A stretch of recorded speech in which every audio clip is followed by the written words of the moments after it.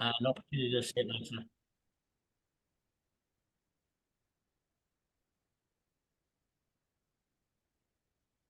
Fantastic.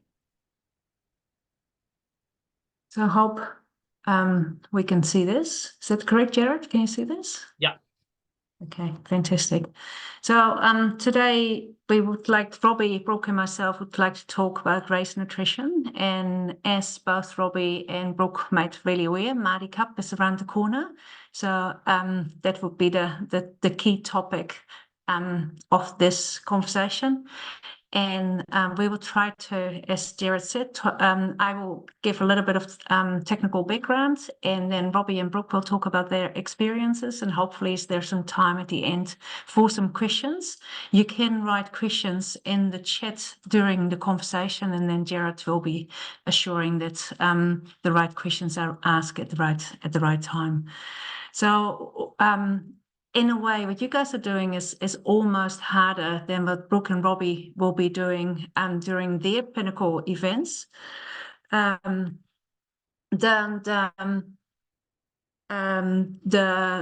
reason for that is that during the Māori Cup you can have multiple events at one day, and if you look at international level, there's generally only one race per day, and sometimes one race per couple of days. So if you have a couple of races per day, recovering, refueling becomes really, really crucial. And because there's lots of rest, there's not a lot of rest and recovering between races, and for many people, you don't have a lot of experience with racing either, and the eating during competition can be difficult. And if you're nervous, there's obviously many more things at play that make that eating difficult. One of the things is if you're nervous, you generally don't have a lot of saliva in your mouth. There's two issues. If you eat too much food during a regatta, that's generally not really good because the food can still be in your stomach and not absorbed and digested. And if you race on a full stomach or with too much food in your stomach, then you can start feeling really, really uncomfortable. And as we say in our terms, you start feeding the ducks after your race, which is generally not really, really good. Too little food is not good as well, because you might run out of energy to be able to race, and you don't put down your optimal performance. So therefore, strongly recommend that for your key events like Māori Cup, you want to practice your racing as much as possible. So what are the general principles of race nutrition? You want to have a pre-race meal 1 to 4 hours before your race. And obviously the timing of that is very important. If your heat is at 8 o'clock in the morning, you don't want to have your pre-race meal at 4 a.m. You probably have to bring it closer to your race, but you would have to make some changes in that pre-race meal, and hopefully I will make you aware of those changes during the next couple of slides. If you have a lot of time, 4 hours before, you can have a meal really, really high in carbohydrates. Those carbohydrates can be what we call complex carbohydrates, like oats or whole grain bread. And you can have a bit of protein in there, and just for flavor, you can have a little bit of fat in there. So obviously there's avocado or butter spreads. That's the fat we're talking about, not fried food. If you're 4 hours before a race, so a good carbohydrate meal, a little bit of protein and a little bit of fat. If you only have 1 hour before the race, then carbohydrates become really, really crucial, because that's what you need during your race. And you probably want to make concessions on the other two because they are not as important for racing. So so in an ideal situation, we have 4 hours before, but also realistically, that's not always possible. So what I said already, your best fuel for your race is going to be carbohydrates. If you are sleeping, you will use carbohydrates throughout the night, and therefore it's very important that you have carbohydrates to refuel the carbohydrates that you have used throughout the night. So absolutely discouraged, not recommended to start racing or training for that matter without a pre-race or a pre-training breakfast often, or a pre-race meal.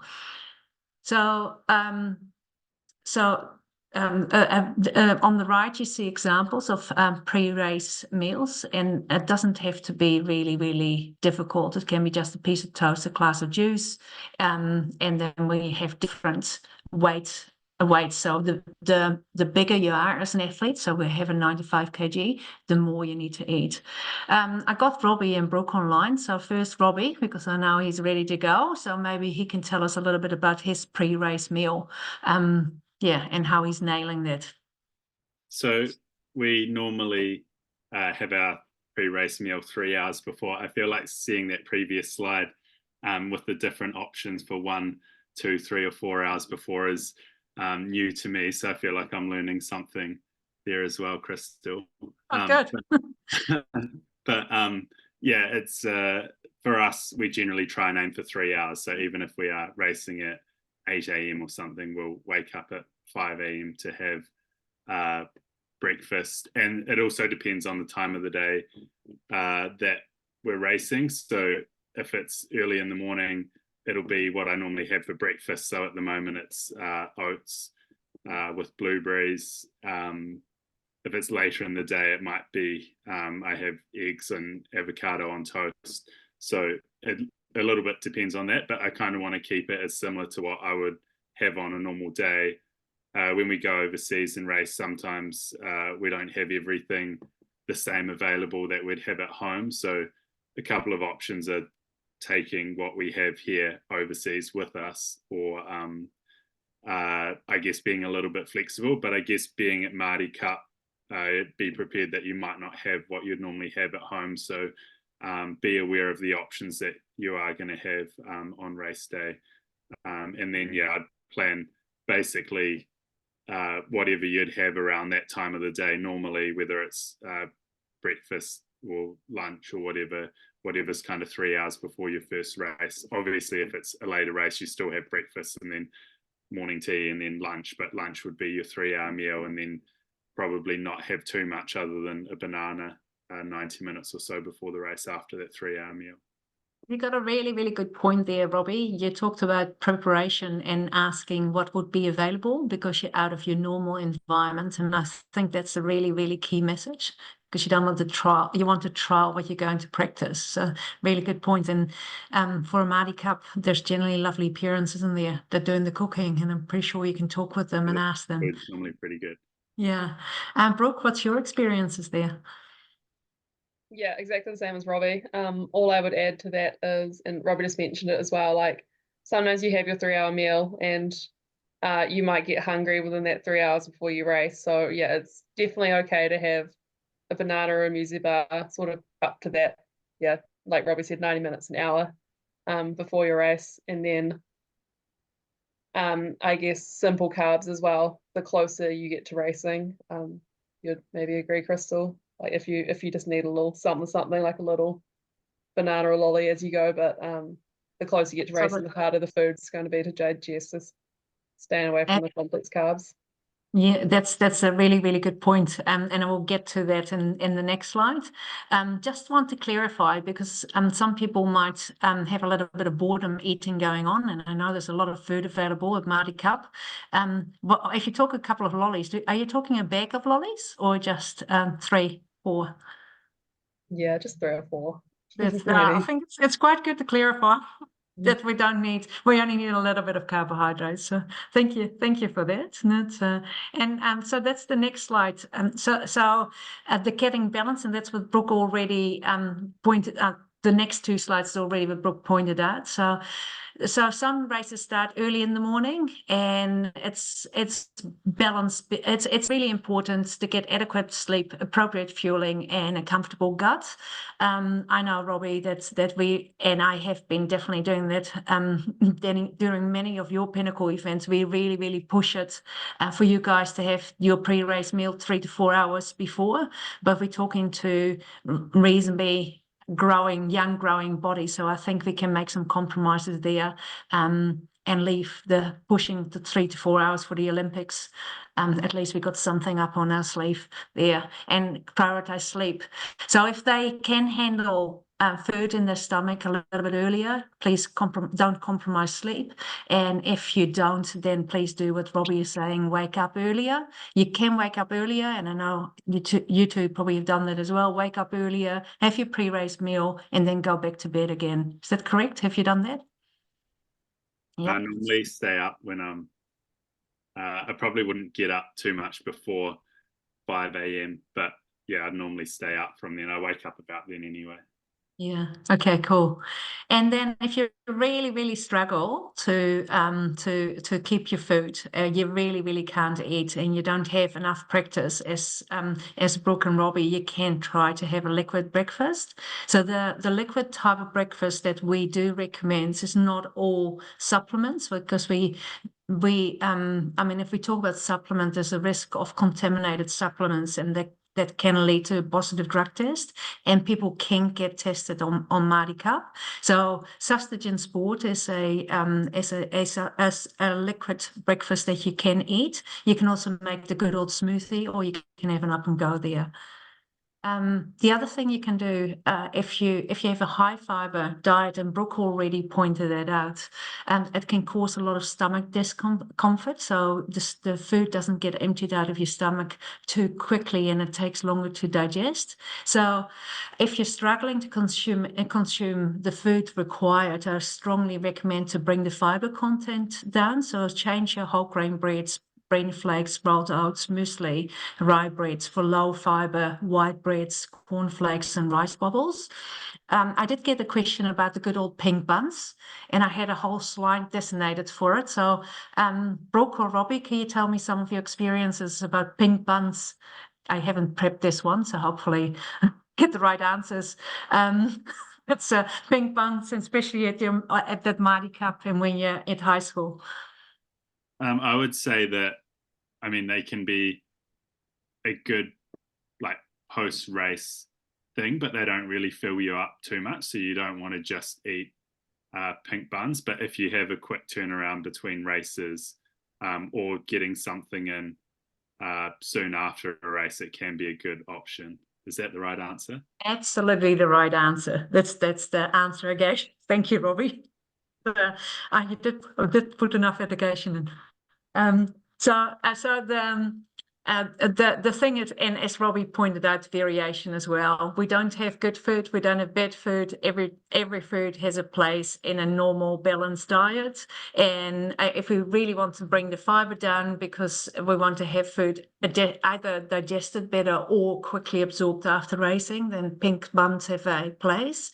But as most of you know, pink buns don't contain too many vitamins and minerals. So a whole diet of pink buns is definitely not recommended, because apples, pears, whole grain bread at a different place has a really good place as well. So that's great. The other thing you want to think of in your pre-race breakfast is the amount of fat you consume in your pre-race breakfast.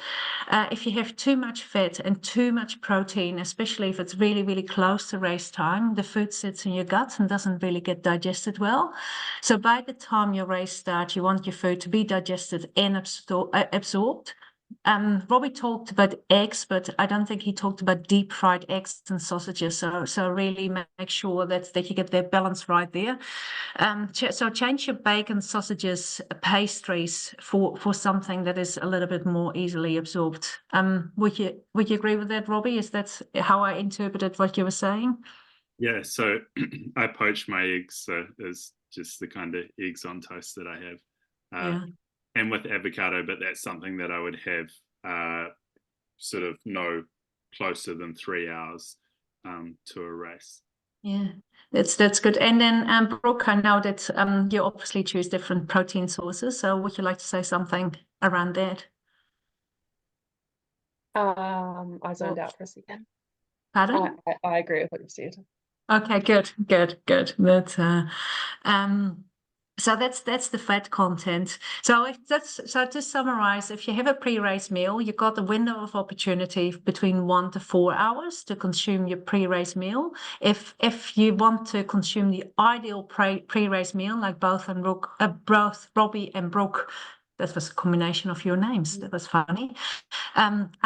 Are consuming during their pinnacle events, you really want to do it 3 to 4 hours before. Have a good amount of slowly absorbed carbohydrate, some easily absorbed protein, and a little bit of fat. If you don't have that time, you can make compromises and have it closer to racing time, but be aware of the fiber and the fat component.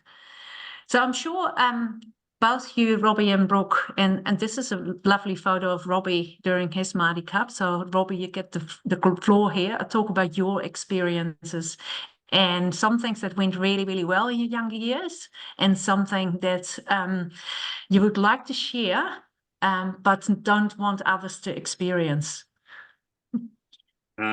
So this is me sitting in stroke seat, and it's the under 18 lightweight 4 in 2007.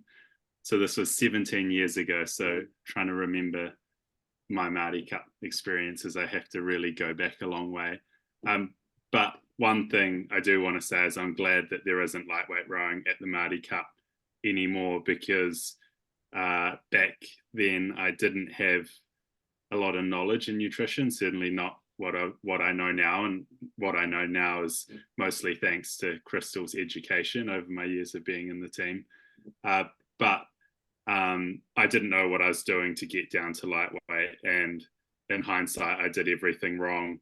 A little bit to what Christel was talking about before about having enough energy to race. I definitely didn't, because I was overweight at the beginning of the week, and I basically didn't eat all week to try and get down to lightweight. So started out the week all right, and then by the time I got to the end of the week, I was very dehydrated and exhausted.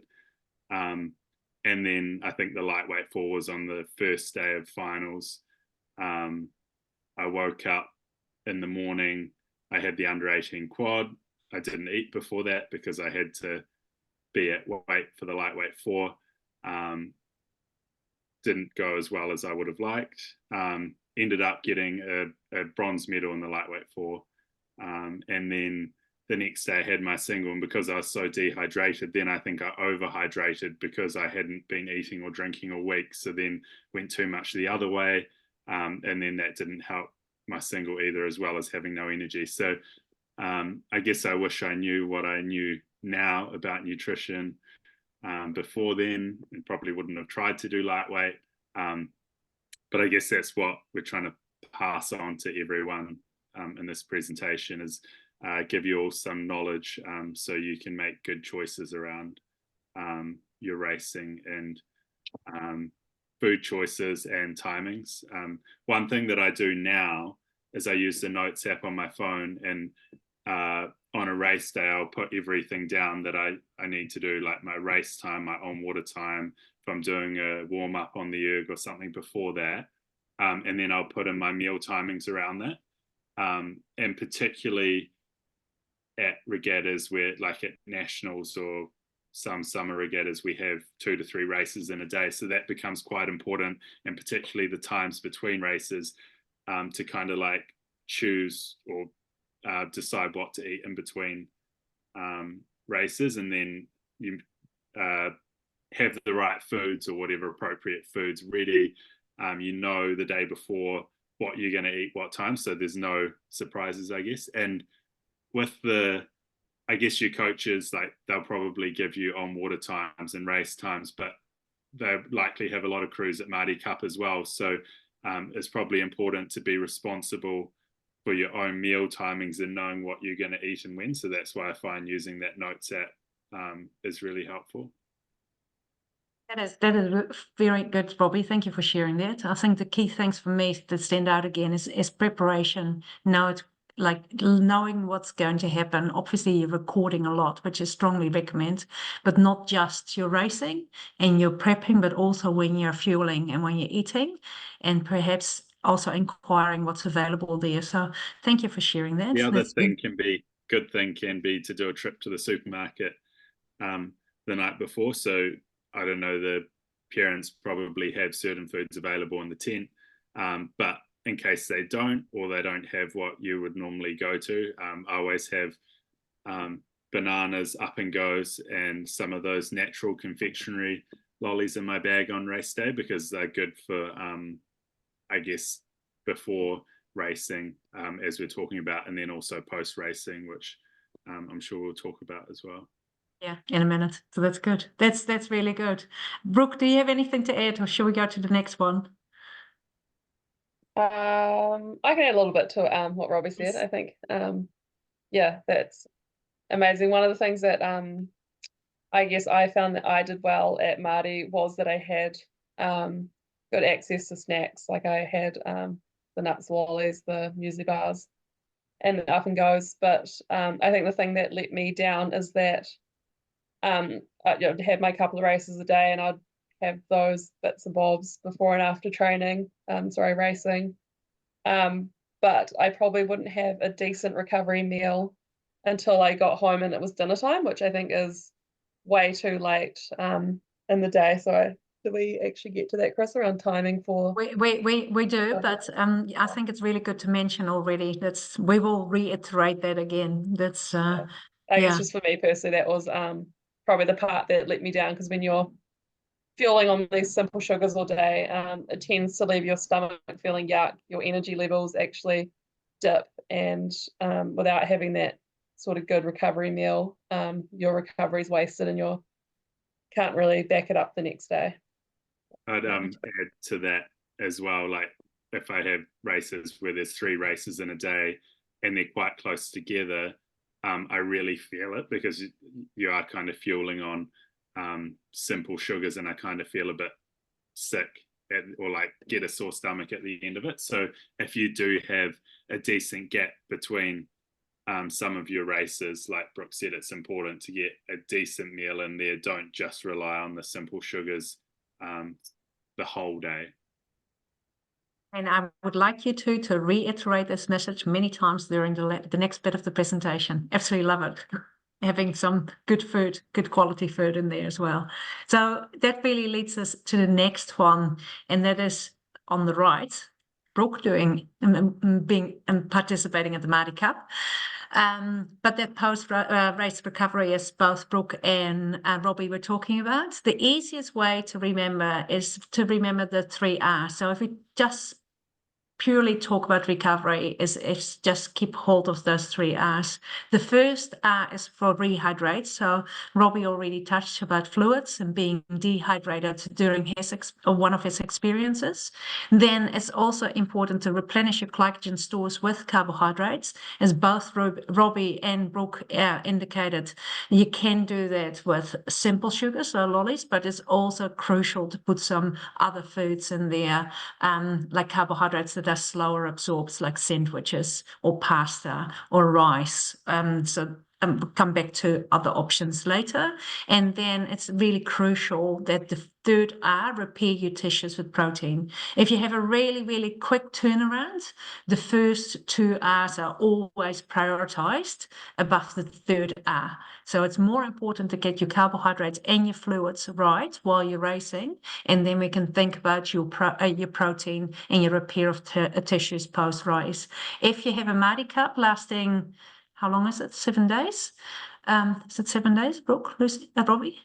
6 days. 6 days. Then, and you don't have any protein, as both Brooke and Robbie indicated, then like if you don't have any decent meals, then we know after 6 days your muscular strength will be depleted as well. So it is important, but not as important during racing. So firstly, rehydrating, really easy tool. We all go to the bathroom. And if we go to the bathroom, we can see the color of our pee. If your color is 1 to 3, you're properly hydrated. If you're 4 to 6, you have to drink more. And if you're 7 or 8, please go and see an adult and talk about some other rehydration strategies. If you're thirsty, really, really handy that you drink. One of the issues often is that we're thirsty, but we don't have any vessel with us. So you can't really action it. So have a water bottle, carry a water bottle with you at all times, so when you're thirsty you can actually drink.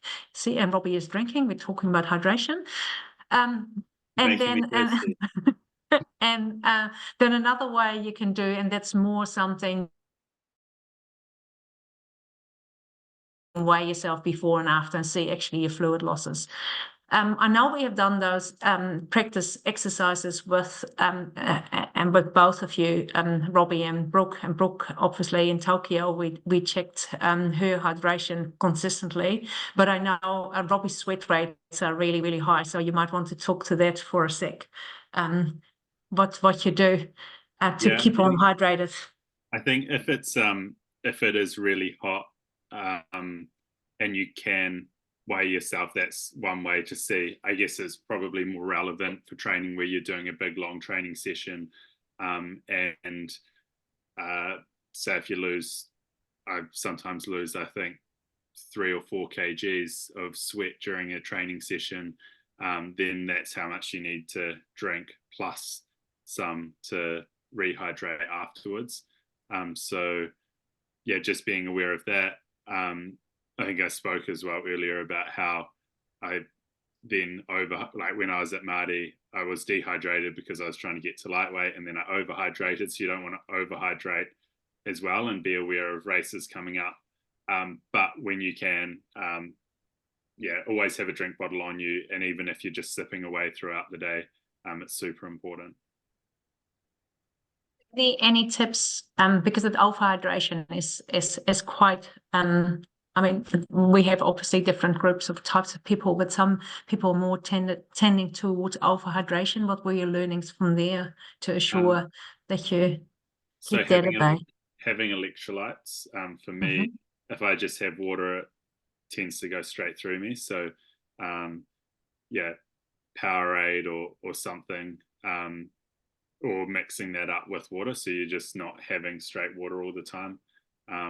I use hydro tabs, the SAS electrolytes, in my drink bottle normally, but if I don't have that, then I'll have a Powerade or something. That's really good, because you have a good point. When you're sweating, and that's generally how you get dehydrated, you also lose a lot of sodium, salt in your sweat, and we generally say that you're not properly rehydrated once you have replaced your sodium as well.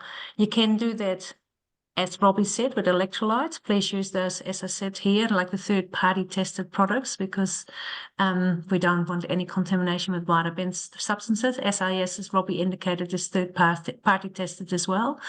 You can also have pretzels or miso soup or other salty snacks.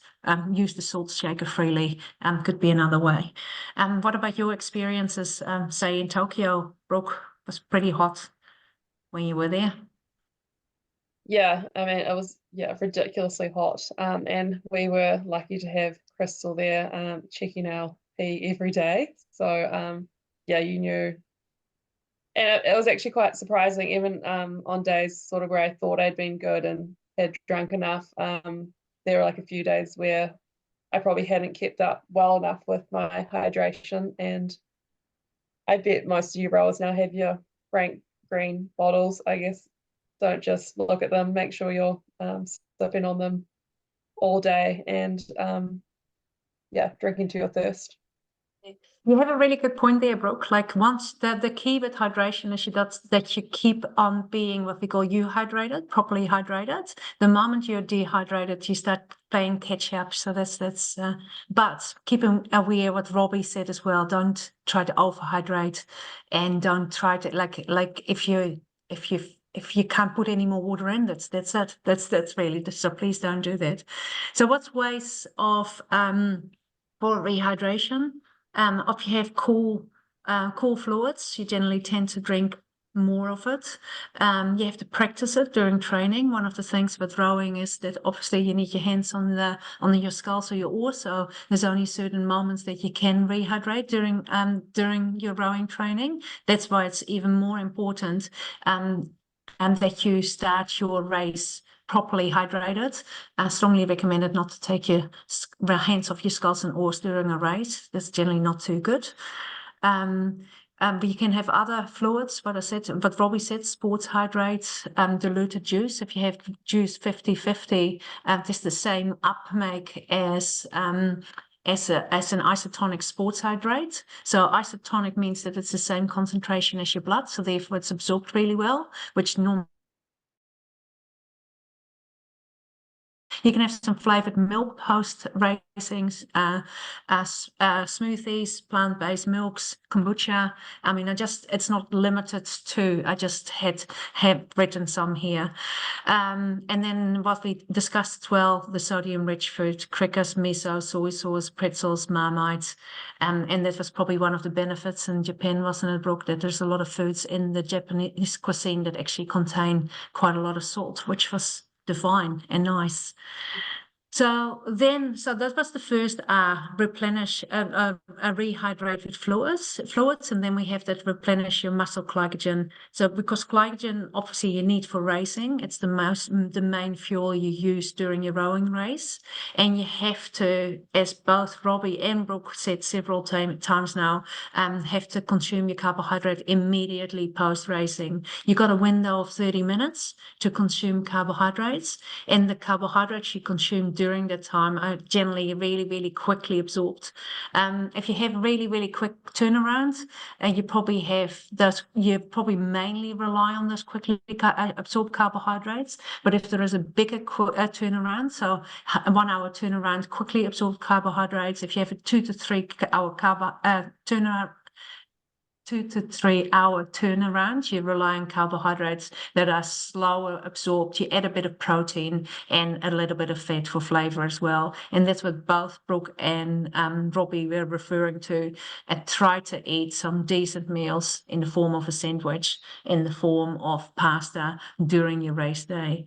It doesn't really matter what carbohydrate you eat for your glycogen stores. It's just that one is quicker absorbed than the other. Do you guys have anything to add there from the carbohydrate perspective? No, I think just what you said then and what we said before is if you have enough time between races, eating some slower absorbed carbohydrates and more protein, so having more of a full meal. Yeah. And just for I often use that as a reference when I do presentations for schools. And the slower absorbed carbohydrates are normally the difference between fast and slow absorbed carbohydrates. If you burn a piece of paper, that burns really, really quickly, big flame. That's how you start a fire. So those are the quickly absorbed carbohydrates. They are your lollies, they're your white bread, they are your ripe bananas. They are your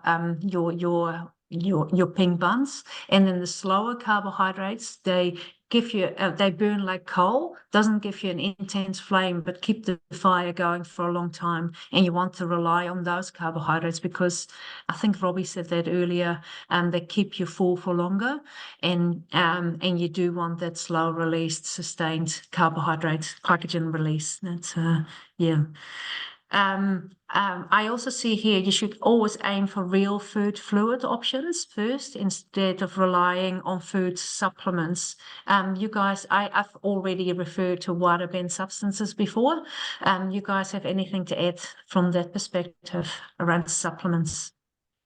I know there was a question there. Supplements, I didn't, other than having Powerade or things like that, I didn't have any supplements or protein powders until I was actually in the elite team. So I think I didn't really even know much about protein powders and stuff when I was rowing at school. So I don't think it's super necessary. And then, as Christel said, the thing with supplements is you have to be super careful and make sure that they are third-party tested. So it's better to probably just avoid them. I guess you can, if you really want something like a quick thing, like a up and go or a primo or something, can be just as good. Absolutely. And because most of the athletes that are rowing Māori Cup are not 95 kilos, I don't know what you are at the moment, like in the 90s kilos, it's much easier to fuel as well. That's really so generally you guys would have to back up your training sessions so much more because your training load is much higher than I hope many of the high school athletes. So therefore, if you are at high school, it is still really, really easy and achievable and optimal to have your all your necessary macronutrients via food. So yeah, fully agree with that. Anything to add? I agree with what you've both said. I think sometimes at school or when you're younger, you can sort of be misled to think that if you use a certain protein powder or something like that, that it's going to give you sort of a magic advantage, but that's, you know, absolutely not the case. And actually just getting your food timing right, by eating the right foods at the right time, getting the right food in that recovery, for the recovery time, you're going to be miles ahead of your competition. So I think like that's the biggest way if you want to make gains and have a really good advantage at Māori, it is to get your nutrition right. And yeah, I can say hands down, following like the principles that Christel's address do help, and yeah, do mean that you can recover and perform again the next day. There's definitely no magic bullets, isn't there? That's and especially in vitamins and minerals, you can get them all if you eat your fruit and vegetables. And if you don't eat your fruit and vegetables because it doesn't really add up for a couple of hours, you're not going to be deficient of vitamin C. Just have a good salad in the evening and you will be fine. And then add a glass of orange juice. So then we talk about the last R, repair your tissues with protein. And so a rowing race does break your muscle mass, and after a rowing race, there's a window of opportunity to rebuild that muscle mass. You only need to have a really, really small amount of protein at a time. We generally go 0.3 per kg of body weight. So if you're 70 kilos, which is generally the average person or youngster, you only need 20 grams of protein, and all those options on your right are already much more than 20 grams of protein, so you do not need a lot. And if many of you, if I give, I don't know, 80 grams of ground beef, then you go like, oh, is that all? So it's not a lot we need at all. What both Brooke and Robbie discussed already, there's no need for protein powders, and you can easily get that from food. I did write down, please be aware, because protein is slowly emptied out of your stomach. If you have a quick turnaround from racing and you have too much protein in that recovery meal, then you can get a sore tummy during the next race.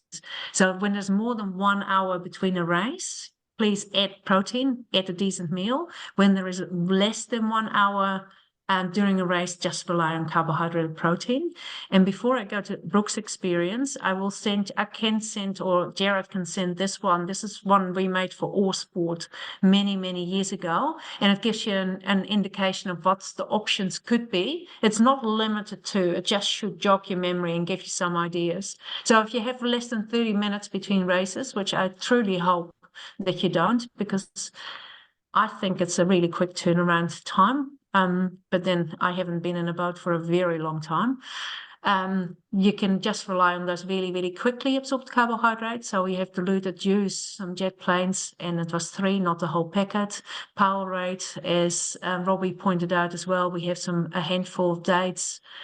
We have a banana there. If you have between 30 and 60 minutes between races, we still rely on carbohydrates, and we can have a little bit of slower absorbed carbohydrate, a little bit more fiber in there. So jam does have fiber. So you have white bread and jam. You can have pikelets and banana. You can have some fruit toast, some sushi, banana and creamed rice, some nuts. And then if you have 1 to 2 hours, that's when we start relying on those meals both Robbie and Brooke referred to later. And obviously, if you have 4 or 5 hours, you might have to put 2 hours in there. So can you remember what you might or might not have done? Oh, actually, before I go there, I'm going to Brooke's experiences first. Mine Cup experiences.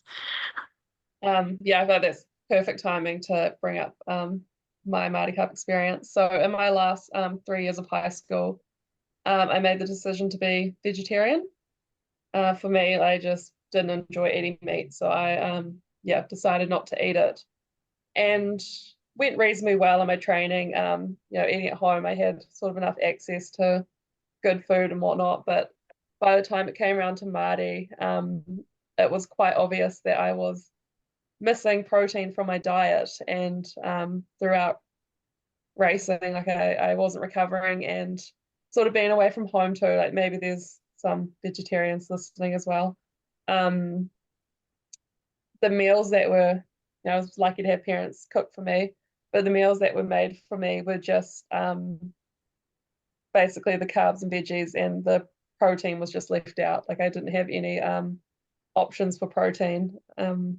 So yeah, it was quite obvious by the time I got to my last 2 races, and I just felt so empty, sort of had no energy, and wasn't able to put out good performances, even though I had trained really hard the whole season. And I guess following on from that, I had the goal to make the New Zealand junior team, and because I knew my nutrition was lacking, and because I knew I didn't have enough education, I made the decision to eat meat again, which meant I was getting a good amount of fruit and veggies, carbohydrates and protein.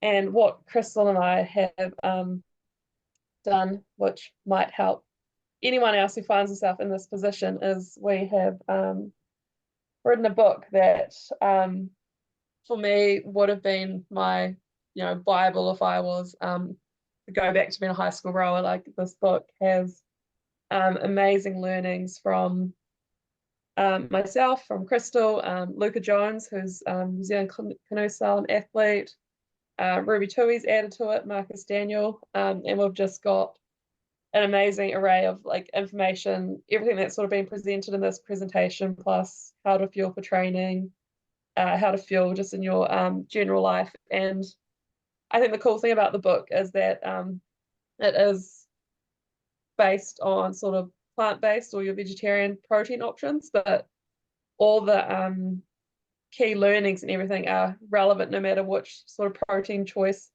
you choose to eat. So if you're reading it and it talks about protein, if you're having meat protein, it's the exact same principles. It's just sort of a nice helping hand for anyone who is struggling with protein on a more plant-based diet, I guess. Is there anything you would add to that, Christel? No, I think you do an eloquent, good job there. That's really. I think I want to reiterate that we, especially, I'm not a vegetarian, so that's really, we don't tell anybody to make the choices. Everybody should make their own choices, as Brooke did in her time. But if you choose to have a meal without meat, and we can't just leave the meat out, and that's Brooke's experience from Māori Cup. You want to do it properly. There's absolutely no issue with that. I mean, we learned that through Brooke's experience in the Tokyo build-up, but there is a couple of things that she did learn and that we have written in this book. And having the occasional vegetarian meal, even as somebody that doesn't exclude meat, I think is absolutely fantastic. So I think it's a great, I hope it's a great resource. There's a lot of work gone into it. There are some really, really yummy recipes. I got 2 sons, 21 and 25, and they actually make recipes from the book quite often, so that's really good. And I know your husband does, and Lucas' husband does. So there's some good recipes in there, and there's also the nutrition tips that we have tried to educate today are in there. There's also, and I'm speaking for you, Brooke. Brooke is really, really a big believer in looking after our world and leaving it and the way we find it. So there's really good tips on there how we can be more friendly for our planet Earth. That is a correct way of saying it, isn't it, Brooke? Yeah, no, exactly. Yeah. And I know Robbie really, I don't know if you read the book, Robbie, but growing your own vegetables, you've got an enormous amount of experience there, don't you? Yeah, but I've just turned the veggie garden back into lawns, so yeah. Yeah, no, I might have to get a copy of the book. Actually, it looks good. Yeah, that's that's your experience there. So the title, one of the things that's all 3 of us. I think you're an ambassador, aren't you, Robbie, for the Water Boy? So all the proceeds of the book, like all the proceeds, because we've got sponsors for the book, all the about the Water Boy. So the Water Boy helps make sport accessible to everyone. So they find potential barriers to participation. So they could be financial barriers or anything else. So yeah, they just try and make sport more accessible for everyone. Yeah, I think that's right. We obviously feel really privileged as elite athletes to get to do what we do. So just through the proceeds of the book, we wanted to help more kids have opportunity to participate in sport. And it's just going to be a really good learning for anyone who wants to pick up the book and have a read. You can contact me if you'd like to get a copy. Shall we open the floor for questions? Yeah. The book's a side note for the presentation, but ultimately we are just really excited to watch you all at North Islands and South Islands and at Māori in just a few weeks. So yeah, we hope you can sort of learn from the bits we didn't do quite so well. I guess the other thing is, as Christel said, practice and preparation is really important. So if you're all racing, most likely at North Islands or South Islands this weekend, practice what you would do at Māori. You don't want to be doing things at Māori for the first time. I can't stipulate that enough. Practice what you're going to do. And I really like your idea of your notebook or note, whatever page. It tells you something about my IT skills. Can't even remember the name. Jared, any questions? Not yet, but I'm expecting some. I'm just putting Brooke's email address in the chat, so everyone should have Brooke's email if they want to get in touch for a book. Yes, if there is any questions, we did actually have some online, didn't we? Oh, sorry, it come through earlier by email, so I'll pull that up. And one was, and I tried to address that earlier, was around supplementation. What supplementation are required for racing? I hope we have answered that. Young athletes do not require any supplements if there is no deficiency diagnosed by a medical practitioner. So, for example, if you have an iron deficiency diagnosed by a doctor, there might be a need for an iron supplement, but you can't.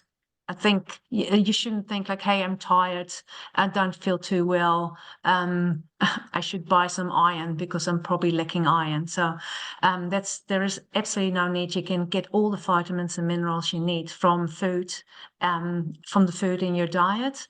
If you do have a variation of, please have a variation of food in your diet.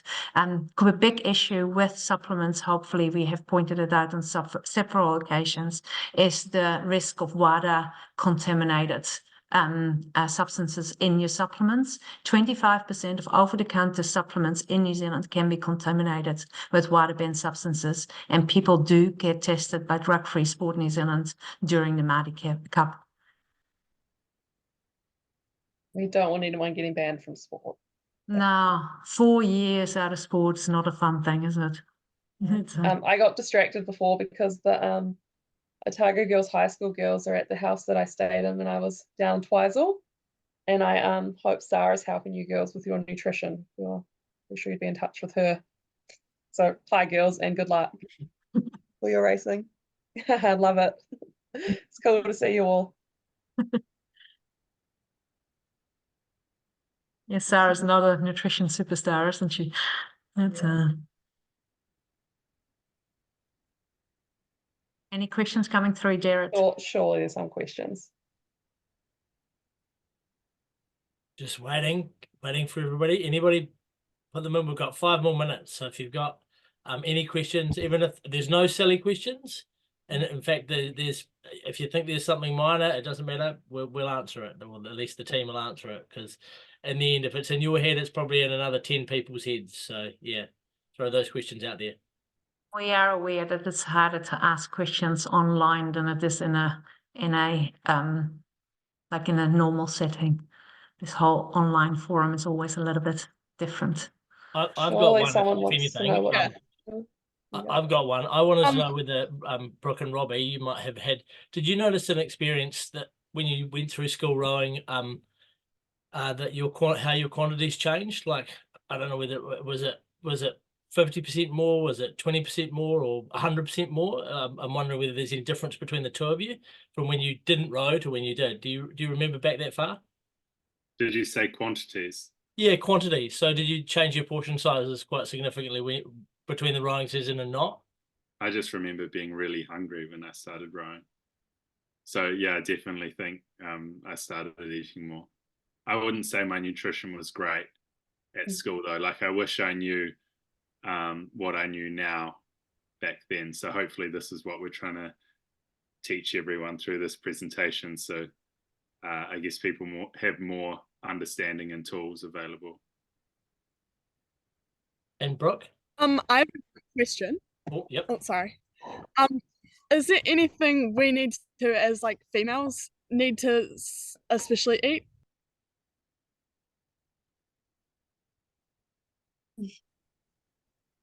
Do you want me to answer that or try I think to that's answer a that? Christel answer, yeah. That's so we are all individuals, so generally I don't like to divide us as males and females, because between us females we have still lots of different needs. So the key with rowing is that so especially for rowing training, not so much for rowing racing, as we training long distances, is that we need to eat a sufficient amount of food. And what we do see in our males, that they generally get the quantities, and that's probably why Jared asked about quantities, that we generally get the quantities right. It's just that the quality of food in our males is generally not that good. In the females, the biggest thing we struggle with, and we did a piece of research there, which I think is well published, or piece of work, which is well published in 2018 and they're still working on it, is to get enough calories in your day. And the reason that females generally don't eat enough calories is we're living in a society and there's lots of expectations. We're having Instagram, we're having all those other medias, and there's always people telling us we shouldn't really eat that much, and we have to look a certain way. And as a female rowing athlete, it's crucial that you get your calories in. I'd say that's just for females as No, well. yeah, absolutely. Yeah. Expectation. Yeah.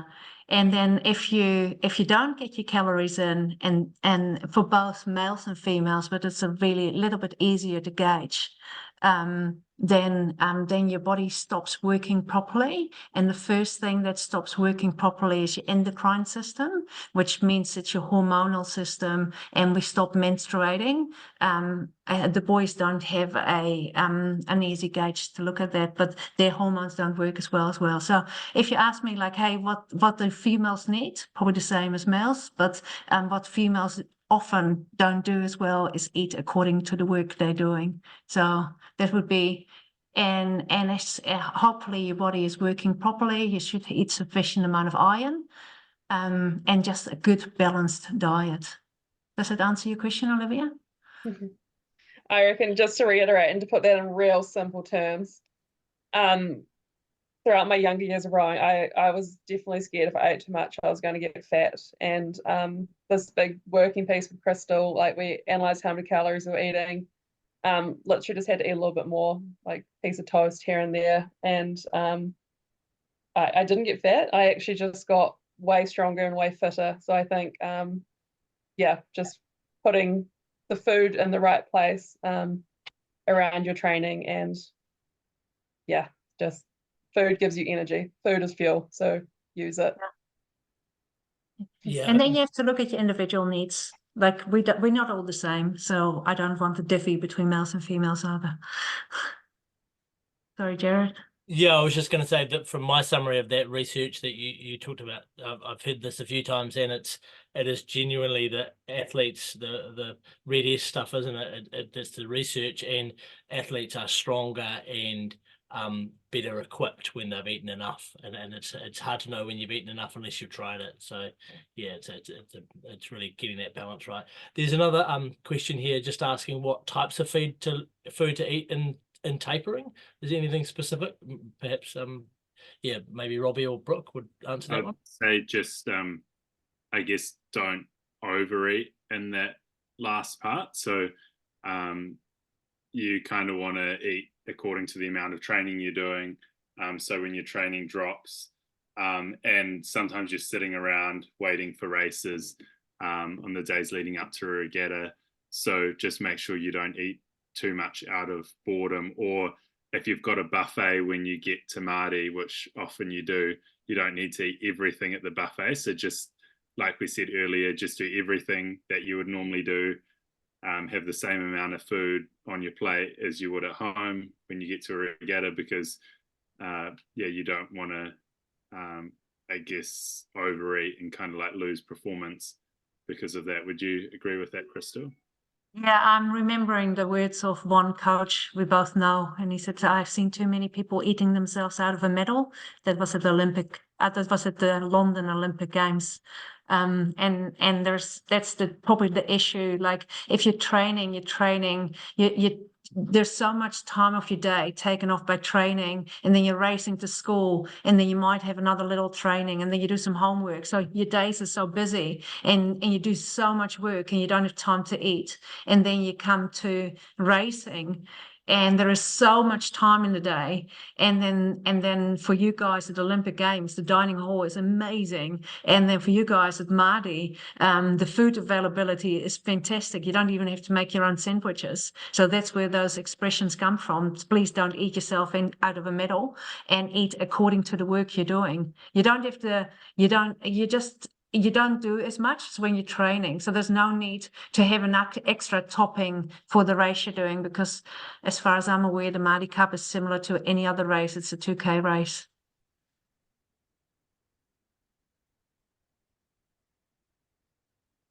Jared, next question. Yeah, thank you. Yeah, there is one more question. It's not really a nutrition one, but it's actually just asking how many rest days should be in a training week, which may as well, if we answer that, and we probably finish on it. Backs me. And yeah.